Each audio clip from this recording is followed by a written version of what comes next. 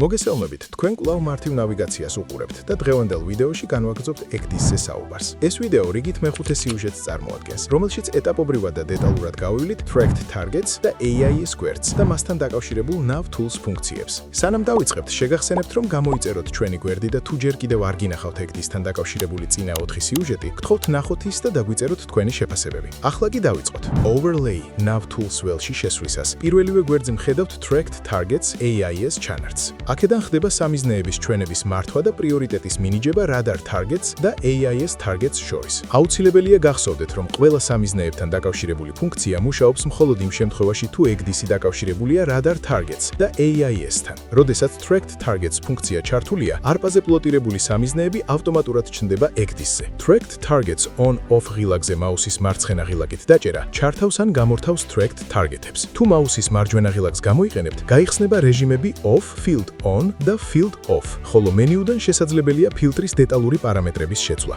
სამიზნეები რუკაზე ჩანს ფერადი რგოლებით და თუ რომელიმე მათგალის CPA, DCPA გათვლებით საშიშად შეფასდება, მისი ფერი ავტომატურად გადადის წითელზე. კურსორის სამიზნეზე გადატარებისას მონაცემები დროებით გამოჩნდება, ხოლო Target Data ღილაკზე დაჭერით შესაძლებელია მათი მუდმივი ჩვენება. ზუსტად იგივე ლოგიკით მუშაობს AIS Target-ები. AIS On-Off ღილაკით შეგიძლიათ AIS სამიზნეების ჩართვა ან გამორთვა, რეჟიმების Off, Field On და Field Off არჩევით. აქაც შესაძლებელია ფილტრის პარამეტრებში შესვლა მარჯვენა ღილაკით. AIS სამიზნეები რუკაზე წარმოდგენილია ფერადი სამკუთხედებით და CPA, DCPA საფრხის შემთხვევაში ისინი წითლდება. მონაცემების დროებითი ან მუდმივი ჩვენება ხდება იგივე პრინციპით, Target Data ღილაკის გამოყენებით. სამიზნის ვექტორები შეიძლება იყოს True ან Relative. ვექტორის სიგრძის პარამეტრი Tracked Targets AIS გვერდზე ერთდროულად ვრცელდება Tracked Targets AIS და თვით გემის ვექტორზე. ნამდვილი მოძრაობის ვექტორები შეიძლება იყოს True Ground, მიწის მიმართ სტაბილიზებული, ორმაგი ისრის თავით, ან True Water, წყლის მიმართ სტაბილიზებული, ერთი ისრის თავით. CPA, DCPA ფუნქცია გაძლევთ საშუალებას წინასწარ დაინახოთ, რამდენად საშიშია სხვა გემის მოძრაობა თქვენი გემის მიმართ. CPA არის Closest Point of Approach, ანუ უახლოესი გადაკვეთის წერილი, ხოლო DCPA Time to Closest Point of Approach, დრო უახლოესი გადაკვეთის წერტილამდე. პარამეტრები იცვლება კურსორით,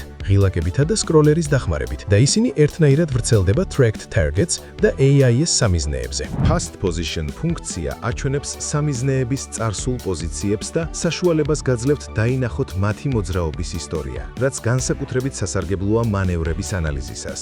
Radar Overlay Echo ჩანართში შეგიძლიათ ჩართოთ Radar Overlay თუ გემზე დამონტაჟებულია შესაბამისი რადარი და ლოკალური ქსელით უკავშირდება ECDIS. Display ღილაკზე დაჭერით სტატუსი იცვლება Off-დან On-ზე. Clear Radar ღილაკი საშუალებას გაძლევთ დროებით დამალოთ Overlay, Tracked Targets და AIS სიმბოლოები.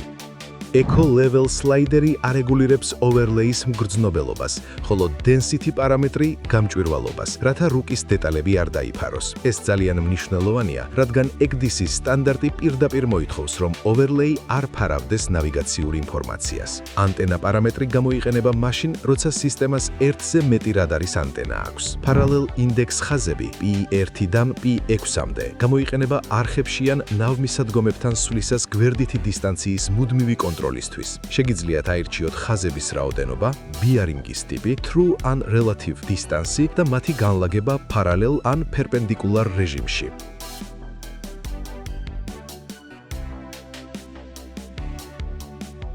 Look Ahead ფუნქცია განსაზღვრავს აქტიურ ზონას გემის წინ ან მის გარშემო. თუ ეს ზონა შეეხოს Safety Contours ან სხვა Chart Alerts, სისტემა გამოსცემს აუდიო-ვიზუალურ განგაშს. მაქსიმალური სიგრძე 20 საზღვაო მილია, ხოლო სიგანე მინიმუმ გემის სიგანის 2-ჯერ მეტი უნდა იყოს.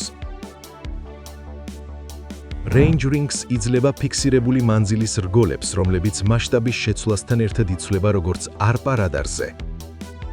Predictor ფუნქცია განსაკუთრებით მნიშვნელოვანია ნავსადგურში მანევრირებისას და ღუზაზე დგომისას. ის ითხოვს გემის მოსალოდნელ მოძრაობას, Rotate, Speed and Course over Ground-სა და Water Track მონაცემების საფუძველზე. Predictor-ის სიგრძე შეიძლება იყოს 30-დან 180 წამამდე. Anchor Watch იცავს გემს ღუზაზე ყოფნისას დრეიფისგან. Drag Circle-ის განსაზღვრის შემდეგ Start Anchor Watch-ის გააქტიურებით ნებისმიერი გადაცდომა წრის ფარგლებს გარეთ გამოიწვევს განგაშს. Stop Anchor Watch აჩერებს ფუნქციას, ხოლო Clear Anchor შლის წრეს ეკრანიდან. UKC, ანუ Under Kill Clearance. ამ ჩანართში შეყავთ გემის draft და ადგენენ UKC limits და Echo Alarm limits. თუ look ahead აქტიურია და დაფიქსირებული სიღრმე ნაკლებია ვიდრე დაყენებული UKC limit-ი, ამ დროს სისტემა გასცემს განგაშს. Electronic bearing lines და variable range markers. ეს ინსტრუმენტები გამოიყენება bearing-ისა და მანძილის ზუსტი გაზომვისთვის. ისინი შეიძლება იყოს true ან relative. ასევე შესაძლებელია მათი ფიქსირება კონკრეტულ წერტილზე ground, offset heading ან offset north პარამეტრებით. Menu. Menu-დან იმართება General, Sensor, Display, Log, Tracked Targets ანუ AIS, Nav Tools და Shared პარამეტრები.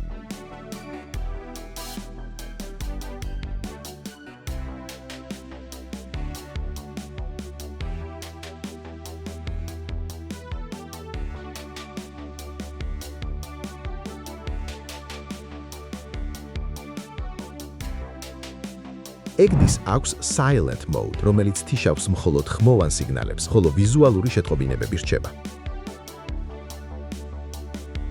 Alert list აჩვენებს აქტიურ განგაშებს, alert log კი ინახავს ბოლო 10,000 შეტყობინებას.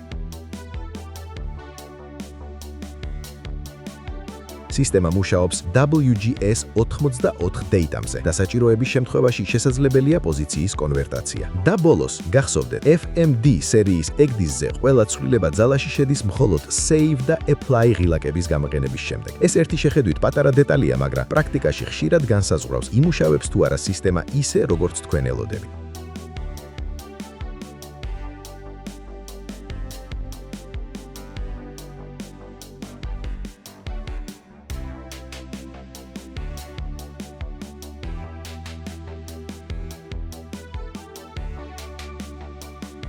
დღეისათვის სულ ეს იყო. ამით ვასრულებთ ამ თავის განხილვას და თუ ეს ინფორმაცია თქვენთვის სასარგებლო იყო, გთხოვთ მოიწონეთ ვიდეო. ხოლო თუ ჩვენი გვერდი გამოწერილი არ გაქვთ, გამოიწერეთ ის და გაუზიარეთ ეს ვიდეო თქვენს კურსელებს, კოლეგებს თუ მეგობრებს. თუ გაქვთ კითხვები ან კომენტარები, დაგვიტოვეთ ის ვიდეოს ქვემოთ კომენტარების ველში. მადლობა ყურადღებისთვის.